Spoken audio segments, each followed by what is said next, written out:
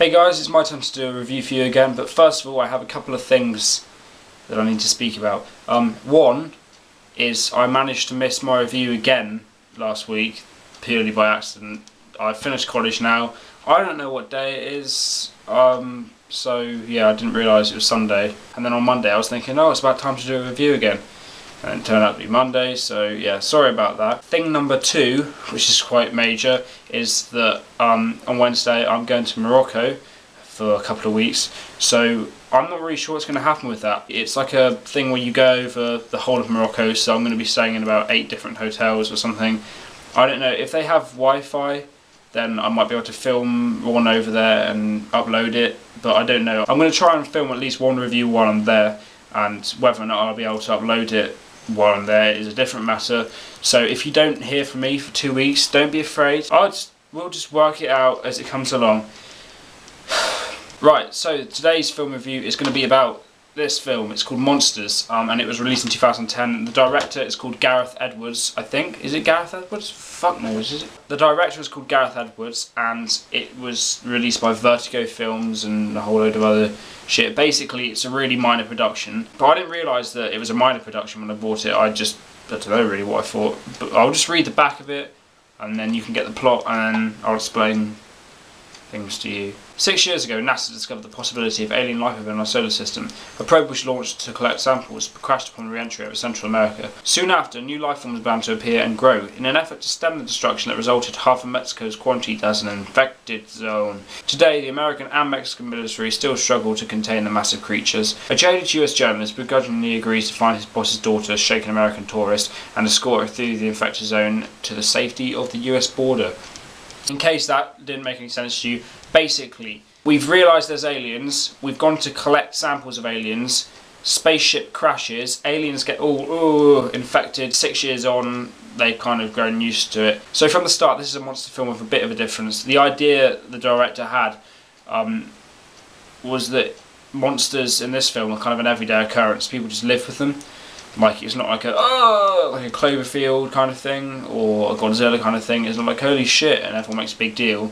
Everyone just lives with it and just tries to build their lives around it. So yes, I was like, oh, that sounds kind of cool. I felt like watching one of those kinds of films, so I bought it and I watched it and it was good. You could tell it was a bit alternative though. It wasn't very cliche, which pleases me. It might not please the wider audience in general, but I really enjoyed it because it wasn't cliche. I'm not going to kind of start listing examples as to how it wasn't cliche, because else it will give the plot away. But if you do end up watching it, you'll see what I mean. It just kind of is very original and individual. There's only 2 actors in it that are credited. The rest are just people they've managed to pick off the street. 2 actors that are in it, I don't know their names. Fuck no, I didn't know them. They're not very well known. One of them's called, the guy's called Scoot McNairy, interesting name, and the girl is called Whitney Able.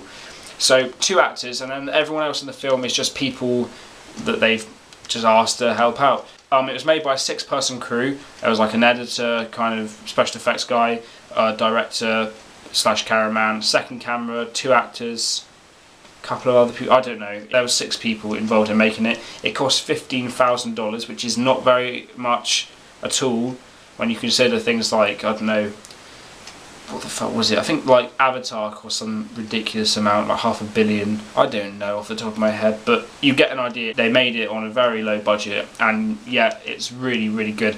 The cinematography is beautiful. There's a lot of amazing scenes in it. In the bonus features, it says that they shot over 100 hours of footage, so they obviously had a lot to choose from, and they basically made the story up and stuff as they went along, which kind of shows the points. The story isn't exactly the strongest in the world, although it's definitely engaging and interesting. It was director Gareth Edwards' biggest kind of production so far, and he's done a really good job on it. Considering he's kind of an amateur director at the moment, he's definitely someone to watch out for, because it's of such a high quality. You wouldn't believe it was shot for $15,000. I mean, I watched it and then I kind of found out of the budget, and I was just like, what? It's quite inspiring as well. If you make films, I suggest watching it, because I know it inspired me as someone who likes to try and at least think that I make films.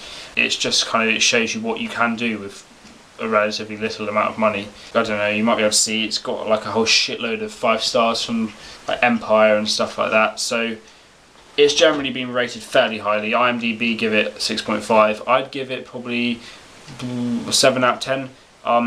mainly because I think it's ridiculously good when you take into account the budget. If you don't take into account the budget, it's still really good, although it's lacking a little bit in the story department a bit, but that is due to them just making it up as they went along, I think. So I think definitely watch out for Gareth Edwards, because he's done so much of this film. I think he's definitely going to make some more good, better stuff than this in the future. Monsters 2010. Just give it a watch because it's interesting. And just to reiterate, I will do reviews the next couple of weeks if I can, and if I can't, I won't. So I guess I could potentially see you next week. Then again, maybe in a couple of weeks from now. But either way, I'm going to have a good holiday. Next time you see me, I'll probably be a little bit darker, hopefully. You know, you don't go to Africa and come back looking like this. So, yeah. Au revoir.